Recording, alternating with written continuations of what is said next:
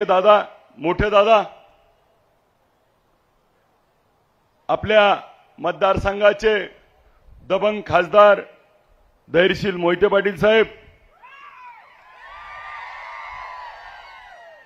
ज्यांनी आता आपल्याला मार्गदर्शन केलं, ते भूषणसिंह राजे होळकर, या मंचावर उपस्थित असलेले माळशिरसचे उमेदवार उत्तमजी जानकर साहेब, मोहोळचे उमेदवार राजूजी खरे साहेब, संजयजी बाबा कोकाटे, साईनाथ भाऊ अभंगराव, भारत नाना पाटील, उमेशदादा पाटील, रवीजी पाटील, नितीन बापू कापसे, बाळासाहेबजी पाटील, संदीपजी साठे, संजय काका पाटील, शिवसेनेचे देशमुख काका, राजाभाऊजी चौरे, ज्योतिताई कुलकर्णी, लक्ष्मणजी ढोबळे सर, शंभूजी साठे, भगवा वादळ ग्रुप, रावसाहेब नाना देशमुख, ऋषिकेशजी बोबडे, भाऊसाहेब माडिक देशमुख, या धनंजयजी डिकोळे, मधुकरांना देशमुख, शेखरजी माने साहेब, नागेशजी फाटे साहेब, संभाजी ब्रिगेडचे सचिनजी जाधव जगताप, आप्पासाहेब लोंढे, सुवर्णाताई शिवपूजे, प्रमोदनीताई लांडगे, विनंतीताई कुलकर्णी, रत्नप्रभा जगदाळे ताई, ऋतुजाताई सुर्वे, साधनाताई राऊत, अनिताताई पवार, विजयजी भगत सर, अनंतप्पा कानडे, रामकाका मस्के, पोपटतात्या अनपट, बाबूतात्या सुर्वे, प्रशांतजी पाटील, विलासबाप्पा देशमुख, शिवाजीभाऊ पाटील, सचिनजी पाटील, सुधीरजी भोसले, कार्याध्यक्ष हिंदरावजी आरे, कैलासजी सातपुते, डॉक्टर राहुलजी पाटील, सुरेशजी लोंढे, पांडुरंगजी देशमुख, सागरजी पडगळ, अयुबजी पटेल, विजयजी पवार, सुधीरजी महाडिक, धनंजयजी साठे सर, आपल्या विठ्ठल कारखान्याच्या व्हाईस चेअरमन प्रेमलताताई रोंगे मॅडम, अरुणजी तोडकर, आबासाहेब साठे, दिनेशजी जगदाळे, रणजितजी बागल, अजितजी बोरकर, किरणजी साठे, संतोषजी देशमुख, सुधीरदादा पाटील व सर्वच आमचे हनुमंतजी मोरे, सर्व उपस्थित वडीलधारी ज्येष्ठ तरुण सहकारी, आज ज्यांनी आपल्याला पाठिंबा दिला त्या बहुजन रयत परिषदेच्या कोमलताई साळुंके ढोबळेताई व उपस्थित असलेले सर्व विचार मंचावरील वडीलधारी ज्येष्ठ तरुण सहकारी, मार्गदर्शक, समोर बसलेली माझी मायबाप जनता आणि पत्रकार बंधू, या देशामध्ये पुन्हा एकदा महाविकास आघाडीचं सरकार आणण्यासाठी देशाचे नेते शरदचंद्र पवार साहेब, या राज्याचे माजी उपमुख्यमंत्री उद्धवजी बाळासाहेब ठाकरे साहेब आणि या देशाचे नेते राहुलजी गांधी साहेब, काँग्रेस, राष्ट्रवादी काँग्रेस पवार साहेब, शिवसेना उद्धव बाळासाहेब ठाकरे व मित्र पक्ष सर्व आघाड्या, आम आदमी पार्टी, संभाजी ब्रिगेड, आरपीआय गवई गट व मित्र पक्ष, या सर्वांचं उद्या महाविकास आघाडीचं सरकार महाराष्ट्रामध्ये येणार आहे आणि त्याच्यासाठी आपल्याला माढा विधानसभा मतदारसंघात देखील पवार साहेबांच्या विचाराचा आमदार आपल्याला निवडून द्यायचा आहे. म्हणून एवढी भव्य आणि दव्य पवार साहेबांवर प्रेम करणारी लोक आलेत. आजच्या सभेला लाक्षणिक माझ्या मायमाऊलींची उपस्थिती खूप मोठ्या प्रमाणात आहे. साहेब, या माढा मतदारसंघामध्ये गेले 30 वर्ष आम्हाला इथल्या लोकप्रतिनिधींनी एकही engineering college, medical college, agriculture college, कोणत्याही पद्धतीनं शैक्षणिक संकुल कोणतंही दिलं नाही. ह्यांची मुलं मात्र अकलूजच्या ग्रीन फिंगर मध्ये उमेदवारी शिकला, ह्यांची मुलं मात्र फॉरेनला चालली आणि इथली मात्र बोळे बाबडी गोरगरिबाची पोरांना शिकायसाठी एकही त्या ठिकाणी संकुल उभा केलं नाही. या तालुक्यामध्ये आरोग्याची कोणतीही सेवा उपलब्ध नाही.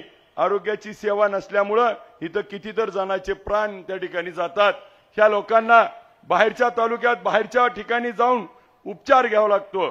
आजची परिस्थिती साहेब, या माढा मतदारसंघामध्ये कुठेही एमआयडीसीच्या बाबतीमध्ये मोडलीम असेल, मेंढापूर असेल, माड्याजवळ असेल, याच्यात देखील कधी 30 वर्षात काम करता आलं नाही.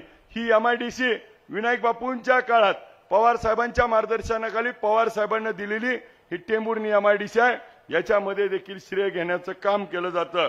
एका बाजूला साहेब व्यापाऱ्यांसाठी कोणती उलाढाल होणारं मोठं शहर म्हणून टेंभुर्णी, मोडलीमला, करकमला ओळखलं जातं. परंतु आजची परिस्थिती ह्या शहरांना म्हणावं तसा बाजारपेठ त्या ठिकाणी मिळत नाही. पुढच्या काळात बाजारपेठ उपलब्ध करून देत असताना आरणच्या देवस्थानचं असेल, माडेश्वरीच्या देवांचं असेल, सावता महाराजांचं असेल, जिथं जिथं तीर्थक्षेत्र आहे ते डेव्हलप करणं असेल. आपल्या मोडलीमच्या उड्डाणपुलाचा अडचणीचा विषय, मोडलीमला पाणी नाही. आज बैरागवाडी, जाधववाडी असेल, तुळशी असेल, आरण असेल, बावी असेल, अजून पाणी पोचलं नाही. खैराव, मानेगाव खैराव सिंचन उपसा सिंचन योजना अजून प्रलंबित आहे, ती देखील झाली नाही. आणि आज कोणत्याही पद्धतीचं काम न होता मात्र तालुक्यामध्ये कुठल्याही गावाला गेला तर साहेब 30 वर्षे एक हाती सत्ता देऊन देखील आज रस्त्याची दयनीय अवस्था आहे. कुठल्याही गावात खड्ड्यात रस्ता आहे का रस्त्यात खड्डा आहे हे देखील कळत नाही. रस्त्याच्या बाबतीत खूप दयनीय अवस्था त्या ठिकाणी झालेली आहे. आणि मग एका बाजूला निवडणुकीमध्ये प्रचाराचे मुद्दे मांडत असताना समोरनं मात्र विकास केला अशी भूमिका मांडली जाते. फक्त ऊस नेला म्हणजे विकास होत नाही. ऊसाचं साखर कारखान्याचा चेअरमन ऊस नेणं, ऊसाला भाव देणं आणि काटा न हाणता ऊस नेणं ही साखर कारखान्याच्या चेअरमनचं काम आहे. ते चेअरमन मी पण आहे, मी देखील चोख पद्धतीने करतोय. परंतु आमदार म्हणून, लोकप्रतिनिधी म्हणून आपल्या मतदारसंघाला काय मिळालं हा खऱ्या अर्थानं प्रश्न आहे. आणि त्या ठिकाणी साहेब एका बाजूला म्हाडा उपसा सिंचन योजना ज्या काळामध्ये आपण होता आणि युतीच्या काळामध्ये बाळासाहेब ठाकरे साहेबांनी ही योजना आपल्याला दिली आणि मात्र ह्यांनी मात्र म्हणतात ती आम्ही केली आणि स्वतःची पाठ थोपटतात. त्या काळामध्ये पवार साहेबांनी जेवण ठेवलंय आणि हे वाढायला होते आणि आता ही म्हणते जेवणच माझं आहे. परंतु ज्याचं जेवण असतं वाढताना तुम्ही एखाद्याला कमी जास्त वाढचाल, परंतु जेवण कुणाचं आहे तर ते या राज्यात शरदचंद्र पवार साहेबांनी त्या ठिकाणी दिलंय. फक्त आपण वाढपे म्हणून होता, पण वाढपे असताना देखील तुम्ही फक्त पाहुणे रावळे आणि घरातल्याच नातेवाईकालाच त्या ठिकाणी वाढलं आणि तालुक्याची जनता मात्र उपाशी ठेवली आहे. त्यामुळे उद्याच्या निवडणुकीत आपल्याला देखील चित्र या ठिकाणी बघायला मिळेल. साहेब मी वेळेअभावी अधिकीचा वेळ घेत नाही, परंतु मी या लोकांच्या समोर विस्तृत असं माझं विजन मांडलंय. आपल्याला देखील एक कॉपी दिली. पुढच्या काळामध्ये या टेंभुर्णी शहराचा सर्वांगीण विकास करण्याच्या दृष्टीनं टेंभुर्णीमध्ये साधी एक बाग नाही, एखाद्या शॉपिंग कॉम्प्लेक्स मध्ये त्या ठिकाणी इथल्या गाळेधारकाकडनं उमेदवारांनी पैसे खाल्लेत आणि अशा भ्रष्ट कारभार करत असताना आज एका बाजूला या मतदारसंघात हो एका बाजूला या राज्यामध्ये त्या ठिकाणी मराठा आरक्षणाचा विषय खूप मोठा गंभीर असताना त्या ठिकाणी इथल्या लोकप्रतिनिधींनी मनोजदादा जरांगे पाटील साहेबांवरती ठेका घेतलाय का म्हणून टीका केली, समाजाच्या भावना दुखावल्या आणि आज मात्र त्या समाजाच्या पुढे मत मागायला जाताना मनोजदादावरती बोलण्या माणसाला मत मागायचा अधिकार आहे का? आणि उमेदवारानं 50,000 रुपये पंढरपूरच्या सभेला देऊन त्या ठिकाणी समाजाची पैशात किंमत केली. ते आवडलं का समाजाला? काय केलं समाजानं? 1-1, 2-2 रुपये माघारी दिले आणि आज त्यांचे पैसे परत केले. साहेब मी गेले 15 दिवस झालं प्रचार चालू झाल्यापासून सांगतोय की तुम्हाला 1-1, 2-2 रुपये आलेत, ते 1-1, 2-2 रुपयाचं काय केलं, किती आले, फोन पेचं तुम्ही स्टेटमेंट जाहीर करा. परंतु आज देखील त्यांनी फोन पेचं स्टेटमेंट जाहीर केलं नाही आणि यांनी पैसे ठेवायचं यांना कारण नसताना त्या ठिकाणी छत्रपती शिवाजी महाराजांच्या काळातला एक प्रसंग आहे. छत्रपती शिवाजी महाराजांना त्या ठिकाणी एकदा नड पडली आणि नडीच्या वेळेस सावकाराकडे गेले आणि कर्ज मागितलं. कर्ज मागितल्यानंतर सावकारांनी सांगितलं महाराजांना काहीतरी घाण ठेवावं लागेल. महाराजांनी एक गवताची काडी उचलली आणि सावकाराला दिली, कर्ज घेतलं आणि कर्ज परत फेडायला गेल्यावर महाराजांनी त्या ठिकाणी गवताची काडी मागितली. त्यावेळेस सावकार म्हणला महाराज गवताच्या काडीसाठी आला. महाराज त्यावेळेस कडाडले आणि म्हणले माझ्या स्वराज्यातली गवताची काडी सुद्धा घाण राहता कामा नये. हे महाराजांनी विचार छत्रपतींनी आपल्या महाराष्ट्राला दिले आणि ह्यांनी 1-1, 2-2 रुपये ठेवून मत मागायचा ह्यांना अधिकार आहे का? दुसऱ्या बाजूला साहेब महाराज म्हणतात गवताची काडी घाण राहिली नाही पाहिजे. ह्या पट्ट्यानं तर शेतकऱ्याच्या नावावर परस्पर कर्ज काढली, शेतकऱ्याचे उतारे घाण केले, शेतकऱ्याचे सिबिल घाण केले. आज शेतकरी देशदडीला लावला. आणि निवडणुकीच्या वातावरणामध्ये साहेब माढा मतदारसंघामध्ये 30 वर्षे एक हाती सत्ता असताना देखील कुठल्याही पद्धतीनं त्या ठिकाणी आज आपल्याला एकही गोष्ट त्या ठिकाणी छत्रपती शिवाजी महाराजांचा एकही ठिकाणी अश्वारूढ पुतळा नाही, अहिल्यादेवी होळकरांचा पुतळा नाही, महात्मा ज्योतिबा फुलेंचा त्या ठिकाणी स्मारक नाही, सावित्रीमाईंचं स्मारक नाही, डॉक्टर बाबासाहेब आंबेडकरांचं स्मारक पाठीमागच्या बाजूला आहे, ते त्या ठिकाणी करता आलं नाही का तर उमेदवाराला गाळे काढायचे होते आणि त्यातनं पैसे कमवायचे होते. अण्णाभाऊ साठेंचा असेल, महात्मा ज्योतिबा फुले, एकही स्मारक या ठिकाणी झालं नाही. पुढच्या काळात ही स्मारक उभा करून ऊर्जा स्थानं उभा करू आणि पुढच्या काळामध्ये सर्व प्रेरणा स्थानं या पुढच्या पिढीला देण्याचं काम आम्ही मतदारसंघामध्ये करूया. साहेब एका बाजूला हे सगळं सुरू असताना दुसऱ्या बाजूला मात्र काय केलं जातंय की उमेदवारच त्या ठिकाणी गायब होतोय आणि निवडणूक अभिजित विरुद्ध बबनदादांची लावायचा प्रयत्न केला जातोय. परंतु आम्ही देखील सगळ्यांनी त्या निवडणुकीत साहेब अर्ज भरायला दादा आमच्या समोर आले. दादा ज्या दिवशी समोर आले त्या दिवशी मी पाया पडून दर्शन घेतलं आणि आशीर्वाद मागितला. मी दादांना या निमित्तानं आपल्या साक्षीनं साहेब म्हणतो की दादा तुम्ही आम्हाला आदरणीय आहात, आम्ही तुमच्यावर एक शब्द बोललो नाही, बोलणार देखील नाही. तुम्ही आमच्या वडिलांप्रमाणे आहात, आपण देखील मला मुलाप्रमाणे पकडावं. जरी रणजित भाई हा मुलगा असला तरी मी मुलाप्रमाणे आहे. भले रणजित भाईच्या डोक्यावर उजवा हात ठेवा, माझ्या डाव्यावर ठेवा आणि दोघाला सांगा लढ म्हणून, आणि तुम्ही त्या ठिकाणी मागे राहा, दोघालाही आशीर्वाद द्या. आम्ही दोघंही मुलाप्रमाणे आहे. परंतु त्या ठिकाणी मुलगा मागे राहतोय आणि दादांना पुढे केलं जातंय आणि भावनिक करण्याचा प्रयत्न होतोय. मला तर धैर्यशील भैया उद्या असं वाटतंय की उद्या इथं सभा आहे, आपली सभा झाल्यावर उद्या कदाचित तुम्हाला सांगतो, लिहून घ्या, रेकॉर्ड करा, उद्या दादांना कदाचित चुकून त्या ठिकाणी ह्यांचा प्लॅन असू शकतो चक्कर आणण्याचा, कुठंतरी काहीतरी भुरळ येण्याचा, परत काहीतरी भावनिक करायचा. आणि नेमकं तुम्हाला सांगतो आज तर त्या ठिकाणी बाबा पवार साहेब आजारी आहेत तर आजची सभा होणार नाही असे मेसेज दिले. इतक्या वाईट वृत्तीनं शिवबाबा आज त्या ठिकाणी समोरची लोक वाटतायत. आज साहेब 5-5 सभा 6-6 सभा घेत आहेत आणि महाराष्ट्र पिंजून काढतायत आणि दुसऱ्या बाजूला मात्र अशा पद्धतीचं राजकारण होतंय. उद्या नक्की तुम्हाला सांगतो वेगळा डाव साधणार आहे ती, त्यामुळे आधीच डाव ओळखून ठेवा नेमकं काय होणार आहे. साहेब मला या निमित्तानं एवढंच तुलना करून दाखवायची आहे की रणजित भाईया विरुद्ध माझी उमेदवारी आहे, आपण दिलेली उमेदवारी समोरासमोर बोललं पाहिजे. समोरची बाबतीत त्या ठिकाणी मला विठ्ठल कारखान्याच्या सभासदांनी निवडून दिलं, मला सहकारी साखर कारखाना बंद पडला होता तो चालू करण्याची संधी दिली. मी बंद पडलेला कारखाना चालू केला, 7 लाखच 11 लाख गाळप केलं आणि गेल्या भाव होता 2100-2200, त्याचा 2500, 2825, 3000, आता तर 3500 रुपयेपर्यंत भाव नेला. एका बाजूला साहेब त्यांना देखील दादांच्या कृपेनं जिल्हा दूध संघाचं चेअरमन केलं. जिल्हा दूध संघाचं चेअरमन झाल्यावर 38,000 लिटर रोजचं दुधाचं कलेक्शन होतं, त्यांनी तो जिल्हा दूध संघ बंद पाडला. दुधाचे भाव 35-36 रुपये होते, 25-26 रुपये केले. जिल्हा दूध संघाच्या जागा ऐकल्या आणि त्याच्यात कमिशन खाल्लं.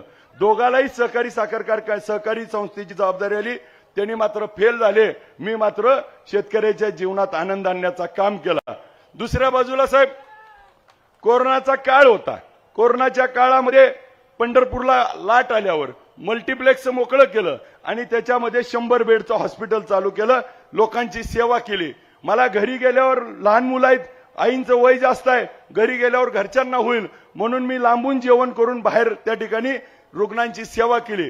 त्या काळामध्ये मला सांगा टेंभूर निवासियांनो, एकदा तर रणजित भाई यांनी तुम्हाला कोरोनाचा बेड दिला, हॉस्पिटल चालू केलं का? तुम्हाला भेटायला कोरोना झाल्यावर आलं का? पंढरपूर तालुक्याला विचारा, मी प्रत्येक पेशंटला जाऊन भेटत होतो, ज्याला ज्याला शक्य आहे त्याला त्याच्या मदतीला धावत होतो. दोघांची तुलना करा, माझ्याकडे पण साखर कारखाना आहे, त्यांच्याकडे पण साखर कारखाना आहे, माझ्याकडे पण डिस्टिलरी आहे, त्यांच्याकडे पण डिस्टिलरी आहे.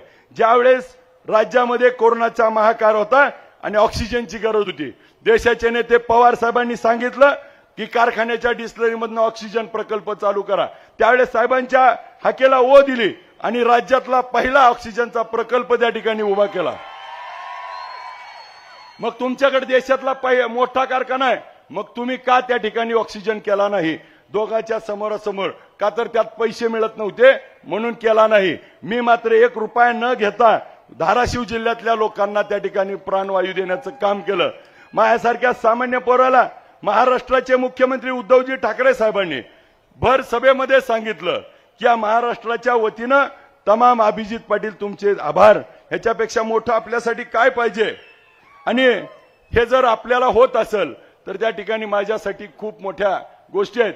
साहेब, एका बाजूला आम्ही सगळ्या संचालक मंडळांनी स्वतःच्या नावावर कर्ज काढली आणि विठ्ठल कारखान्याच्या शेतकऱ्याची बिलं दिली, आणि दुसऱ्या बाजूला ह्यांनी शेतकऱ्याच्या नावावर कर्ज काढली आणि स्वतः पैसे घेतले, शेतकऱ्याचे सिव्हिल खराब केले।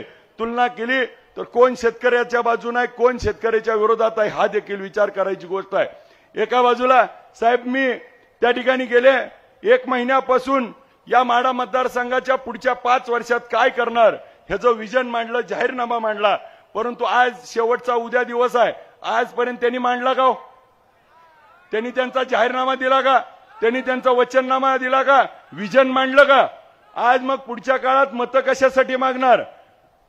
तर आम्ही ज्यावेळेस बघतो साहेब, त्यांच्या भाषणाचं आम्ही बघितलं, त्यांच्या भाषणात तो काय म्हणतात, रणजित भाईला जर म्हणलं तुम्ही काय करणार तर रणजित भाई म्हणतात आमच्या दादानी केलंय मग मी करतो। ह्याच्या पलीकडे काय बोलले ग? उद्या विधानसभेत जानकर साहेबाच्या, राजू खरेंच्या जोडीला मोठा आवाज करून कोण बोलल? मला साहेब एक दुर्दैवी घटना देखील या मतदारसंघात घडली, ती आपल्याला फक्त आठवण करून द्यायची आहे।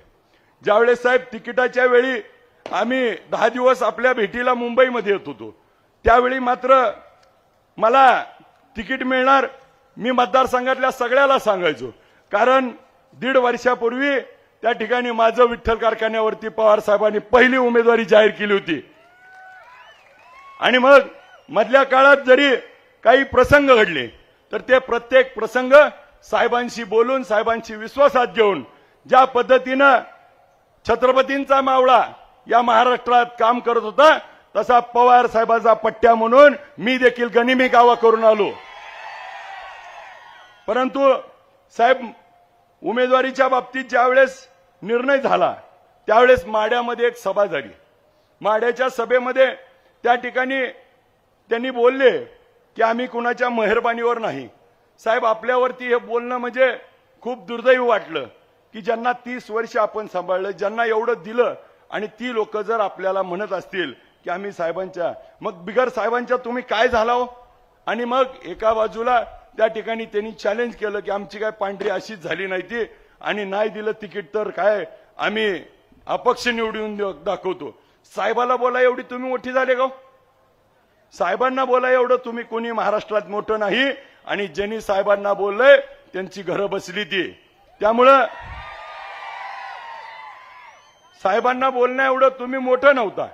तिकीट दिलं नाही तर अपक्ष निवडून येतो म्हणून सांगितलं, आणि मात्र साहेब जयंत पाटील साहेबांना आपल्याला सगळ्याला माहिती आहे, जयंत पाटील साहेब म्हणतात नाद कुणाचा पण करा पण पवार साहेबाचा तेवढा। आता त्यांनी पवार साहेबाला चॅलेंज केलंय, खूप मोठी त्या ठिकाणी त्यांच्या आयुष्यातली चूक उद्याच्या काळात त्यांना जाणवेल।